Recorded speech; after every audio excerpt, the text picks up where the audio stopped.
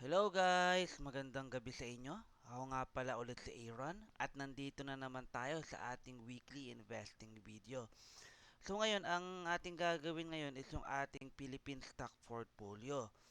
So bago tayo magsimula, ito yung ating laging intro, no. So bakit natin kailangan mag-invest? So nag-i-invest tayo para lumago yung wealth natin at matalo natin yung inflation. At the same time, 'di ba?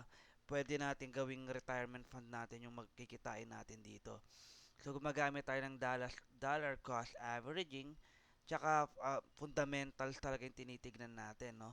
At yung long-term active investing yung ginagawa natin. So it's the same thing sa Pilipinas, 6.5 pa rin yung interest rate. Ito yung paghihiram yung mga negosyo ng pera, yan yung interest rate. So medyo mataas talaga yan, kaya mababa yung stock market sa Pinas, no? So yun, inano ko na yung ano natin, portfolio natin. Mag-quick recap lang tayo sa portfolio natin. As of right now, market value is 117,000. Tapos sabi dito, overall lugi tayo sa profit and loss natin. Lugi tayo ng 460 pesos, no? Which is, that is okay. 'Di ba? Ganun talaga. So, biggest loser natin is Merrimart. Pangalawa, JG Summit, no? And Pure Gold. Pangatlo. Sa biggest winner naman natin, same thing, Monde, Pilinvest, and Converge. So, ayun, hindi maganda naman siya kasi medyo hindi naman volatile yung portfolio natin. Which is okay naman. Okay, so bago tayo mag dollar cost average, pupunta muna tayo sa a quick financial financial news. So ito, isa to sa mga article na nakita ko medyo maganda. Ang sabi dito, digital banks boosting financial inclusion in the Philippines. So, ibig sabihin, yung mga Pilipino naglalagay sa digital bank. Sabi nga dito, digital bank was said to have grown by 27%.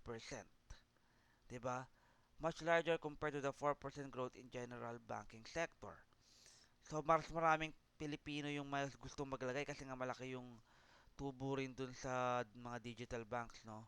Diyan, GoTime Bank, Maybaya, Overseas, Tonic, Union Digital Bank, and Uno Digital Bank. So, ayun, maganda yung naglalagay rin kayo doon para pang emergency pa nyo rather than sa bangko.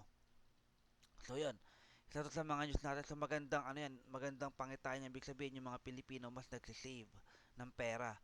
Next thing, isa sa mga nakita ko rin magandang article is dito, what is the future of Philippine financial literacy, no? So, na sobrang importante nito, hindi tinuturo sa school to, yung financial literacy. Ito yung kung paano ka mag-save ng pera, paano mo i-invest yung pera mo, paano ka bumili ng sakyan, yung tungkol sa tungkol talaga sa pag-i-invest, pag-save. So, sabi nga dito, yung volatility, uncertainty, complexity, and ambiguity. Ayan yung mga important na mga terms, no? Na dapat natin pag-aralan. So, importante ito para mabago natin yung buhay natin, ng mga anak natin, pati ng mga apo nyo, di ba? So, ayun. Pagiging responsable. So, sobrang importante ng financial literacy, no? So, ayun, hindi na ako magpapatagal pa. So, magda-dollar cost average tayo. Di ba, lagi tayong merong 5,000 weekly. So, buksan ko lang yung calculator natin. Calculator. Okay, so guys, ulitin ko lang, hindi to financial advice.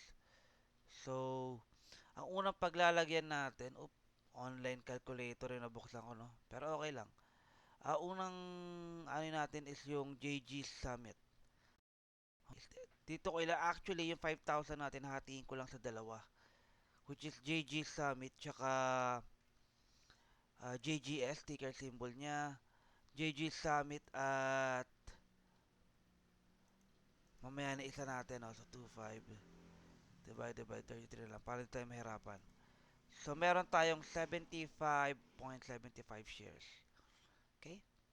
So, 75.75 shares. Ayan.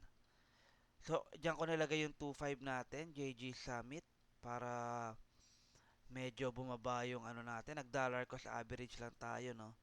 Next one, yung another 2.5, ilalagay ko sa pure gold. So, kasi namimili ako sa pure gold, ang dami pa rin tao sa pure gold. So, sa tingin ko, dahil sa interest rate, medyo siguro nag-take profit yung iba. Wala namang nagbago eh. So, 2,500,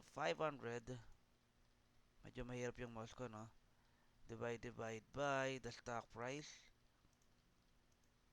which is 104.16, 104.2 na natin. Sorry, pure gold ticker symbol, P gold siya. Okay. Ayan, P gold, 104. Sarado na natin para hindi magulo. 104.2. Alright, so add position ko lang. So, ayan guys, ito yung ginawa ko, no? So, uh, hinati ko yung pera natin sa Pure Gold at JG Summit. Okay, so, ayan yung ano natin. So, papansin nyo yung 120,000 natin, lugi pa tayo, no? So, that's how it works. Ang magdadala talaga dito is yung savings habit nyo. So, importante yung pag-save ng pera. The more you save, ina-amplify lang ng pag invest uh, yung disiplina nyo sa pag-iipon ng pera. So, ayun lang naman. So, just a quick recap, yung 5,000 natin, hinati natin sa JG Summit at sa Pure Gold. So, tig 2.5 sila, no? So, ulitin ko lang dito financial advice, guys. So, gawin niyo yung due diligence nyo bago kayo mag-invest. At investing is a long-term game talaga. Hindi siya mabilisan, hindi tayo trader. Kasi the more you trade, may mga fees, oo, pwede kang kumita short term, pero sobrang hirap. You are fighting for bots eh. Algorithms ang kalaban mo. So, it's better to invest in the long term, focus on your saving habits, and then, the more you save, the more you can invest. Sabi nga nila. And i-amplify nyo yung investing mo after 5 to 10 years yung returns mo. So guys, salamat sa panonood. Ako nga pala ulit si Aaron and see you in the next video. And bye for now. Uy!